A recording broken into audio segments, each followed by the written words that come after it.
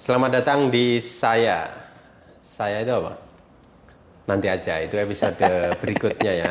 Jadi nanti episode berikutnya akan ketahuan kurang lebih episode 5 ya. Saya. Ya. Selamat datang itu di mana-mana. Kemarin aku juga ngobrol sama orang-orang. Selamat datang itu maknanya seperti apa menurut Bro Kopi? Selamat ya. Selamat datang. Namanya selamatnya dua kata ya. Nah, namanya selamat ya ucapan ibarat kata kayak tuan rumah itu menyambut ya. Seperti kayak nama saya, Mas. Apa itu? Yakub Ansori. Oh, artinya apa? Ansor itu kaum Ansor. Ansori itu dari kata bapak tuh almarhum. Itu adalah kaum Ansor yang menerima kaum muhajirin Ya. di Madinah. Jadi mereka menyambut jadi selamat gitu loh. Dengan kehadirannya mereka tuh bukan hanya raganya tapi jiwanya juga selamat semoga gitu kan. Yakubnya? Yakub itu sebenarnya nabi. Cuma inspirasinya orang tua dulu nama Yakub itu diambil bukan dari nabi sebenarnya mereka orang tua, tapi ada orang sosok pengusaha yang udah kenal katanya namanya Yakub gitu. Itu sih. Yakub Ansori. Jadi hubungannya sama selamat datang tadi ya, menerima, menyambut ya. Itu benar juga. Namanya kita ibaratnya kita kayak di UPDL. Selamat datang Bapak dan Ibu kan di resepsionis. Nah, itu harus menyambut dengan ceria. Gak boleh wajah judes atau apa. Iya. Selamat datang. Tugu-tugu kayak gitu. Misalkan pas waktu pulang, berapa kali melewati tulisan tugu selamat datang. Menuju ke sana mana aja? Dari Jakarta, Bekasi, ada selamat datang nggak di sana? Ada. Tugu-tugunya? Pasti setiap kota ada. Tugu selamat datang. Jadi makna selamat datang tadi menyambut. Iya, dengan arti penuh kehangatan ya dalamnya, harus tuh. Harus ya. Jadi kalau kita kayak seperti pengelola pembelajaran, perlu nggak kira-kira menyambut atau menyapa peserta di awal? Ibaratnya gini, Mas. Contoh simpelnya, ketika seseorang nih ada dua orang, ya. Kalau satu, saya cowok cewek nih, ini bisa cinta nih, Mas. Ya, drakor kan? Banget ini lah. Iya kan, drakor nih gak jauh-jauh nih. Yang satu datang tapi enggak diterima dengan sepenuh hati gitu kan. Bertepuk sebelah tangan. Walaupun dia niatnya baik gitu ya datangnya gitu. Tapi yang menerima itu acuh tak acuh, cuek, nggak disambut dengan kehangatan. Itu gimana gitu perasaannya gitu Mas? Kayak bertepuk sebelah tangan. Bertepuk sebelah tangan. Tangannya entah di mana gitu. Iya. Jadi memang ya itu sih. Berarti kita ada siswa apa itu kan memang harus menyambut sehangat mungkin, membuat nyaman peserta supaya belajarnya itu lebih serius. Betul. Makanya kalau kita sebagai pengelola pembelajaran, ketika mengawali pembelajaran yang pasti jangan lupa apa pertama? Doa ya. Doa. Tadi kan pasti kalau apa-apa mesti doa dulu. Yel-yel habis itu sapa-sapa dulu. Sapa-sapa. Tujuannya apa emang menyapa-nyapa kayak gitu? Biar membangun engagement kali ya. Engagement, bonding lah ya, bahasa rotok kerennya lah ya. Iya. Nah, biar engagement, peserta juga nggak canggung. Nggak canggung. Mencairkan suasana. Jadi biar pembelajaran selamat datang itu perlu. Berarti perlu kita buatkan ya misalkan flyer ataupun video informasi di awal sebelum pembelajaran dimulai, kita putarkan, kita sajikan supaya tahu oh ini pembelajaran jadi, oh nggak garing kayak gitu. Mas pernah nggak sih Mas ngerasa kalau selamat datang dari berbagai negara tuh beda-beda?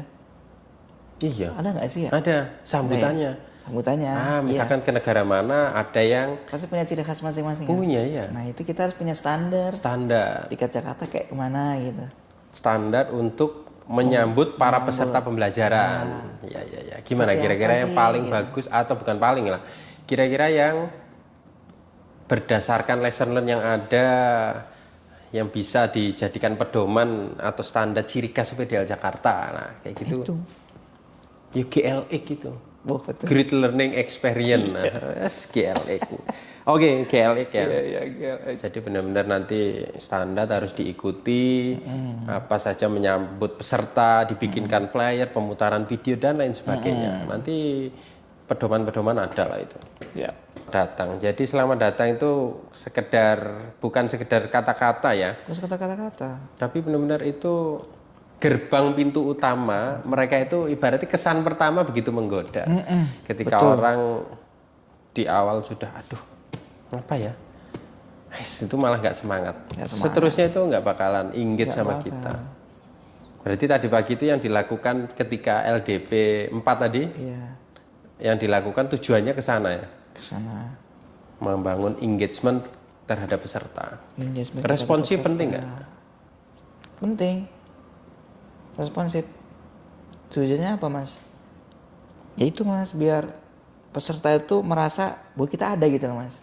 Kita tuh kayak ada untuk dia setiap saat gitu kan. Jadi kan dia selama peserta di sini itu keberadaannya itu diakui. Iya. Jangan mereka tanya kita abaikan atau responnya lama atau apa. Selain responsif, proaktif penting nggak? Menanyakan dulu. Sebelum mereka tanya, kita suguhkan ibaratnya. Iya. Betul sih. Kalau bisa sebelum beyond compliance ya. Beyond compliance. Iya. BC. Compliance. Itu zaman pemimpin yang dulu itu BC.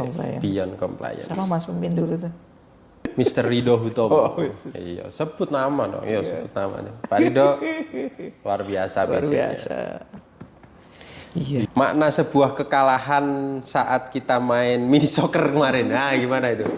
Kok iso kalah gimana kita? Itu mas, penting mas. Penting apa dalam memilah-milih tim mas. Iya. Selain itu persiapan penting nggak kira-kira? Itu penting banget. Lah udah tahu penting kok kita nggak pernah persiapan. Ya itu, kan masih sebagai penggeraknya. Itu, berarti memang persiapan dulu. Jadi salam seruduk gimana itu? Salam seruduk. Temen sendiri kok diseruduk gimana? Maaf ya Mas Rizky.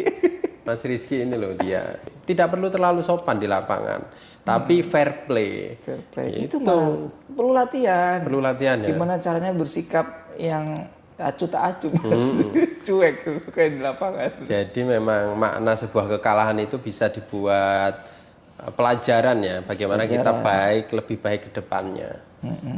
Kira-kira masuk kita nggak pernah latihan mau menang, main kompak. Ya walaupun ini sekedar fun football ya, fun. Tapi ya paling nggak kita ada latihan kompak gitu. Ya nanti kalau sudah ada kostum baru ya kita launching. Kapan kita launching? Latihan lah. Kostumnya Sleepyers akan hadir ya. Ya kurang lebih 2 minggu lagi kita tunggu Sleepyers. Terus ngomong-ngomong kostum mas, itu wah rezeki ya. Oh rezeki. Pak Amin ini ya, bener ya sponsornya. Top manajemen kita luar biasa. Keren. Terima kasih supportnya kepada tim Sleepyers. Jadi Sleepyers dulu sempat vakum, terus akhirnya lahir kembali jadi Sleepyers Reborn. Iya. Dan sekarang bikin kostum baru. Terima kasih support dari top manajemen kita, Pak Amin. Bapak Syahrial Amin, Senior Manager UPDL Jakarta. Mantap. Pokoknya supportnya luar biasa. Beliau sangat proaktif, sangat responsif terhadap tim di bawahnya. Tapi kalau kostum jadi kira-kira bisa nggak mas? Yuk kita narik Pak Amin bisa. Masuk ke arena gitu. Beliau nomornya berapa? 99. Asmaul Husna. Oh iya bener. 99. Gimana? Pak Amin itu milih nomor 99. Itu bukan karena sebab apa, pasti ada itu. Asmaul Husna. Makanya kita harus ini kita sponsor kita ajak biar proaktif. Walaupun sekarang kita doakan segera sembuh ya kakinya. Pak Amin kakinya kan tadi rada bengkak kesleo atau apalah. Akhirnya sekarang kita doakan segera sembuh. Amin. Supaya bisa beraktivitas dan ya membersamai kita menjalankan program-program strategisnya UPDL gitu. Betul. Jadi nanti kita agendakan wajib ini paling nggak ke Bogor itu. Bogor. Kita bilang lah ke Pak Amin. Bogor mau bukan latihan Mas. Ya itu tapi kan kita awali dulu latihan seperti itu. Jadi itu tadi makna sebuah kekalahan itu ada banyak hikmah di dalamnya. Banyak Mas. Apa aja coba? Right man in the right place itu penting Mas. Right man in the right place. Iya Mas. Injaki banget lah ya. Iya dong. Jangan asal menaruh kayak namanya Yakub Ansori masuk ke lapangan. Nah. ahlinya ahli, intinya inti itu yang harus masuk Mas. Selain itu juga walaupun orang biasa-biasa saja ketika di-guidance dengan baik, diarahkan jadi baik. Ya, Gitu. bisa. Begitu juga the right man in the right place. Arahan yang tepat. Arahan yang tepat. Latihan tadi nggak disebut. Latihan. Practice it every day. Iya, gimana? Nggak ada ceritanya Messi tiba-tiba jadi main bintang tanpa latihan digembleng, nggak ada. Iya. Apa sih yang kira-kira Mas Irip menyebabkan Indonesia kalah terus Mas? Yang pertama mental ya pasti. Mental itu berbicara di lapangan. Ketika bermain bola itu aku kemarin cerita juga. Shooting, passing itu teknik dasar bermain bola. Shooting itu beda dengan passing. Itu filosofinya beda banget. Passing itu namanya passing memberikan. Memberi itu yang enak. Jangan passing sesuatu yang nggak enak. Namanya memberi harus yang enak. Jadi passing yang enak, akurat, mengerti posisi di mana kawan dan lawan, memudahkan. Makanya itu disebut passing. Kalau shooting, itu shooting namanya tembak, shot. Ya terserah, yang penting kita membunuh orang, kita sikat. Nah, enak nggak enak ya wong kita shooting, nembak. Jadi ya itu harus dibedakan. Shooting, passing, itu teknik dasar bermain bola. Dan itu ngefek ke mental. Oh, mental. Jadi supporter itu jangan mendukung ketika timnya itu menang saja. Supporter itu ya namanya support, menyupport, mendukung. Itu ya walaupun timnya terseok-seok, apalagi negara kita, Indonesia. Gitu, luar biasa. Ya jadi nanti kita Sleepier Reborn, kita kostum jadi, kita perlu bikin event untuk mengagendakan. Latihan dulu katanya ya. Iya. Gitu. Jadi banyak makna terhadap sebuah kekalahan. Iya. Banyaknya hikmah.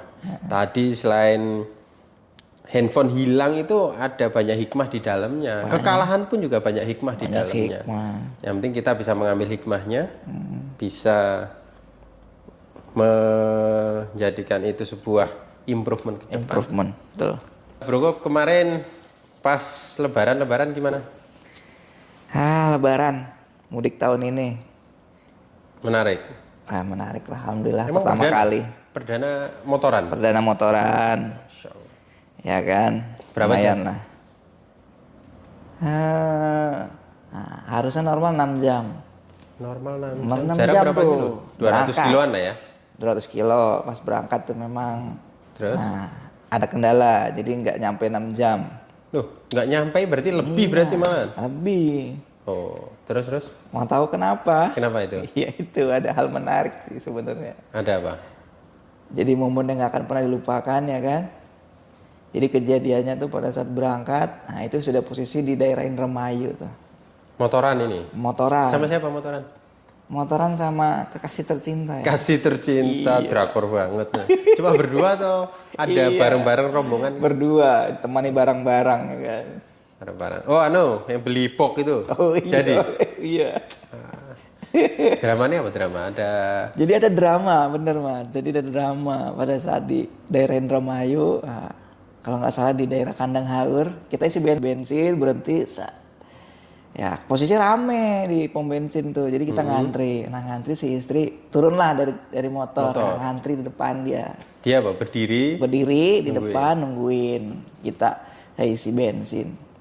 Selesai isi bensin, ya terus sudah kita jalan, naik lagi istri. Baru berapa meter keluar dari pom bensin, nah ada kejadian di situ. Istri lupa manggil, katanya. Kenapa? HP hilang. HP.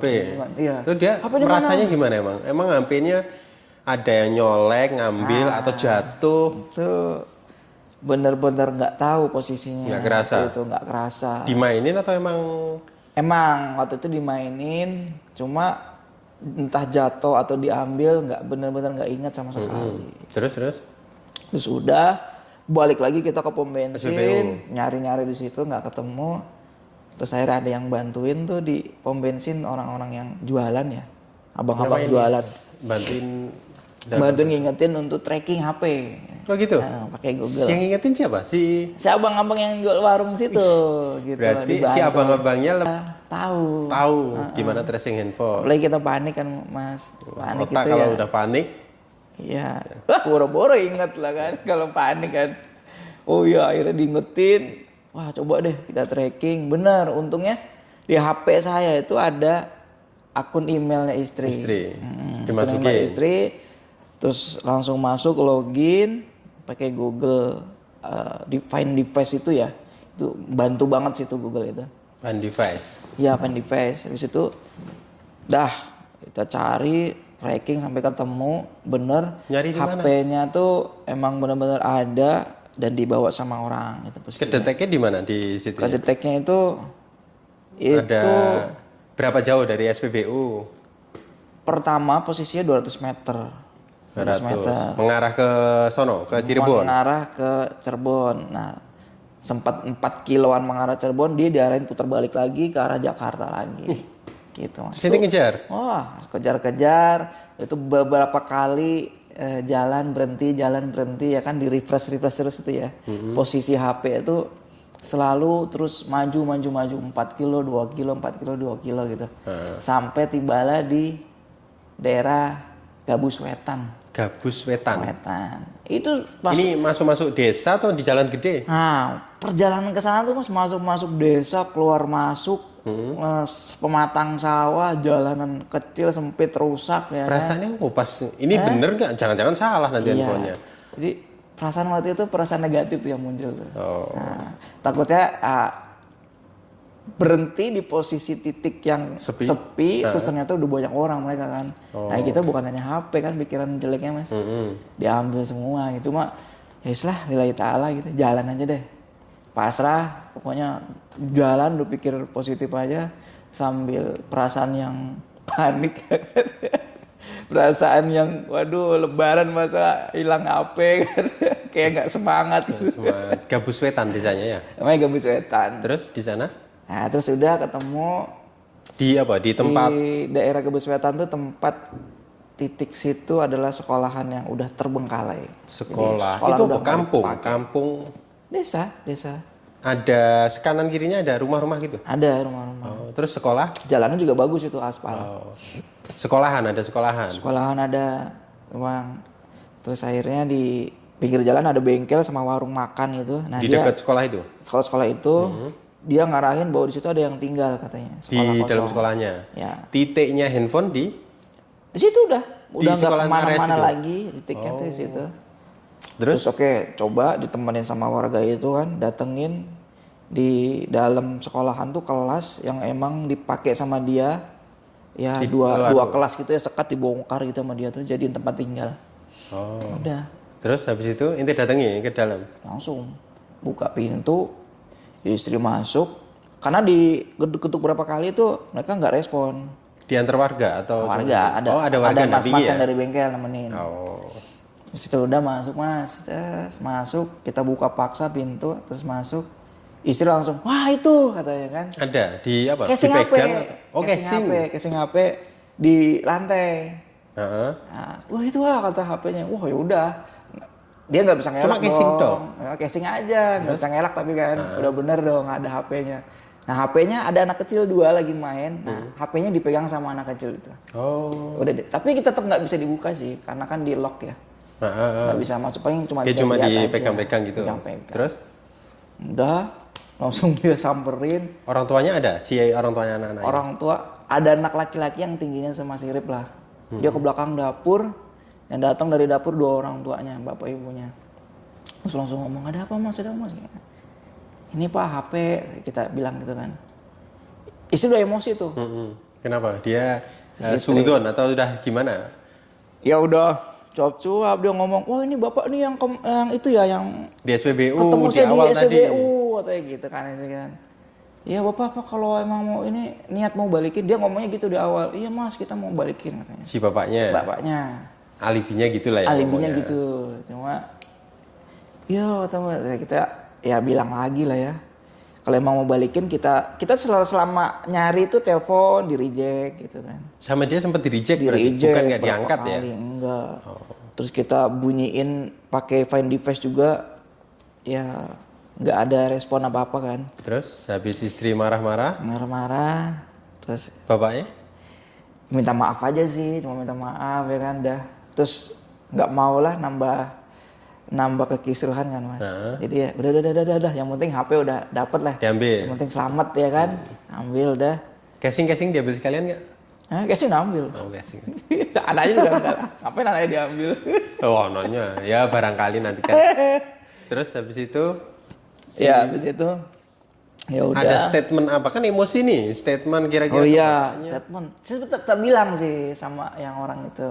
Pak, saya bilang, namanya orang mudik gak selamanya semua orang tuh dalam keadaan yang apa ya, keuangannya itu mampu gitu lah ya. Mampu lah ya. Nggak ada juga orang yang mau mudik itu ngumpulin sama bertahun-tahun dia baru bisa mudik ya. Jadi seenggaknya ya kalau ada nemu HP jatuh atau di mana bantu, saya bilang. Yeah. Apalagi Bapak hidupnya juga nggak lagi ya susah gitu susah kan. Lah ya. Sehingga kalau Bapak membantu dalam keadaan susah, insya Allah nanti diangkat, ada yang bantu, saya bilang gitu. Jadi ya gitulah. Terus? Akhirnya ya udahlah, kamu memperpanjang udah kita maafin. Terus kita jalan. Ada ibaratnya drama-drama. Drama-drama drakor sih. Drakor. Istri waktu itu langsung peluk tuh Mas. Wah. Yang meluk istri dulu apa istri dulu? Istri dulu dong. Oh iya. Peluk kan. Terharu, menangis kan. Dia waktu pertama kali hilang tuh panik Mas. Wajahnya tuh kayak blank, kosong. Blank, kosong kayak wah gimana sih kayak kehilangan gitu. Iya. Nah itu apa namanya Mas? Jadi pelajaran tuh kayak introspeksi diri gitu. Seperti kehilangan itulah. Jadi kita kayak kehilangan HP itu kayak lemes sekujur tubuh gitu kan ya, panik setengah mati, kayak seakan-akan jadi kayak nggak semangat gitu. Padahal hanya baru sekedar kehilangan HP gitu, ya. Duniawi. Sementara ibadah kita ya kayak sholat masih nggak tepat waktu, santai aja kan datang gitu ya. Jadi iya apa iya. Dari situ langsung pulang, balik lagi langsung lanjut. Nah balik langsung lanjut perjalanan ke Cirebon. Pengalaman. Jadi pengalaman yang banyak hikmahnya lah ya. Yang pertama tadi berarti jangan panik. Kalau orang udah panik itu otak udah nggak bisa mikir berarti. Ya udah, iya, benar-benar. Bukan nggak bisa mikir ya Mas. Gimana? Nggak bisa mikir jernih kan? Nggak bisa mikir jernih. Jadi pelajarannya gimana? Karena di otak hanya ada barang hilang gitu aja deh. Fokusnya ke sana. Berarti pelajarannya jangan panik tadi ya. Iya, betul. Jangan panik. Capan. Yes. Oke lah kalau gitu. Kita nanti lanjut lagi beberapa topik-topik bersama saya. Oke.